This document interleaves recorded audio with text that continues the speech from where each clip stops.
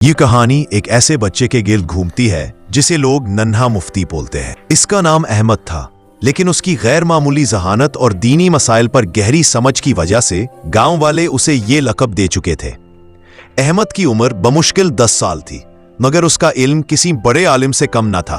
خاص طور پر کلام الہی سے اسے گہرا لگاؤ تھا اور قرآن پاک کی تلاوت وہ ایسے سحر انگیز انداز میں کرتا کہ سننے والے مبہوت رہ جاتے۔ احمد کے گاؤں کے قریب ایک پرانا ویران کنواں تھا جس کے بارے میں طرح طرح کی کہانیاں مشہور تھیں۔ لوگ کہتے تھے کہ وہاں جنات کا بسیرا ہے اور جو بھی رات کے وقت اس کے قریب سے گزرتا اسے پراسرار آوازیں سنائی دیتی اور کبھی کبھار تو سائے بھی دکھائی دیتے۔ گاؤں والے اس کنویں سے دور رہتے تھے اور کسی کی ہمت نہیں ہوتی تھی کہ اس کے قریب جائے۔ ایک دن گاؤں میں ایک نیا خاندان آیا۔ ان کی جوان بیٹی فاطمہ کچھ دنوں بعد بیمار پڑ گئی۔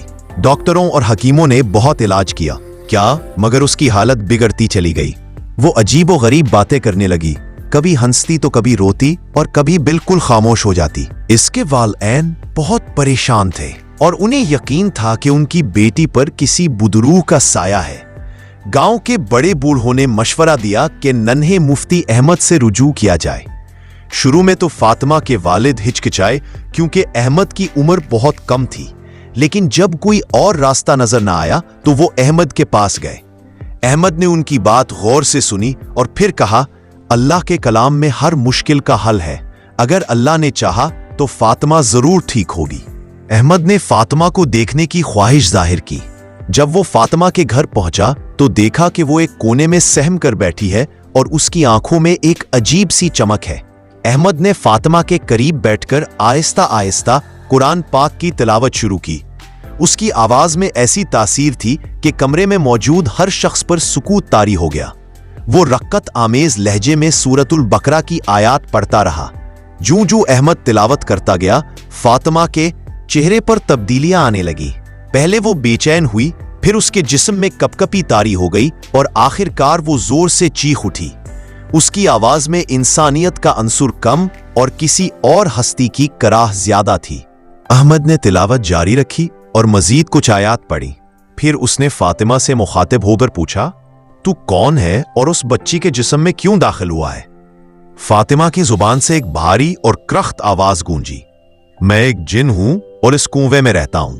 میں نے اس بچی کو اس لیے پکڑا ہے کہ یہ میرے ٹھکانے کے قریب آئی تھی۔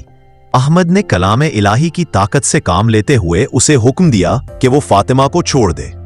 اس جن نے پہلے تو انکار کیا، لیکن احمد کی تلاوت اور اس کے ایمان کی پختگی کے سامنے وہ زیادہ دیر ٹھہر نہ سکا۔ احمد نے اسے اللہ کا واسطہ دیا اور کہا کہ اگر اس نے فاطمہ کو نہ چھوڑا تو اللہ کا عذاب اس پر نازل ہوگا۔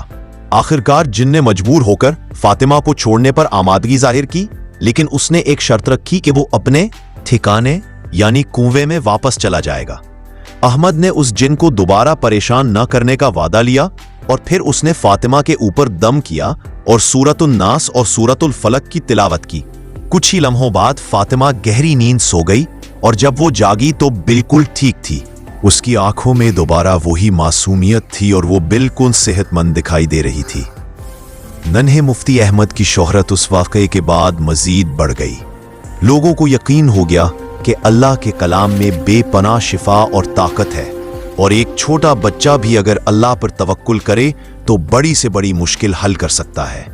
اس دن کے بعد گاؤں والوں نے اس کنویں سے مزید احتیاط برتنی شروع کر دی، لیکن انہیں یہ بھی یقین ہو گیا کہ جب تک ننھا مفتی احمد ان کے ساتھ ہے، کوئی بھی پراسرار مخلوق ان کا کچھ نہیں بگاڑ سکتی۔ احمد نے نہ صرف ایک بچی کی جان بچائی بلکہ گاؤں والوں کے دلوں میں اللہ کے کلام کی عظمت اور اس کی طاقت کا پختہ یقین بھی پیدا کر دیا۔ وہ واقعی ایک ننھا مفتی تھا جس نے اپنے ایمان اور قرآن پاک کے ذریعے ایک مشکل راز کو افشا کیا اور لوگوں کو سکون دیا۔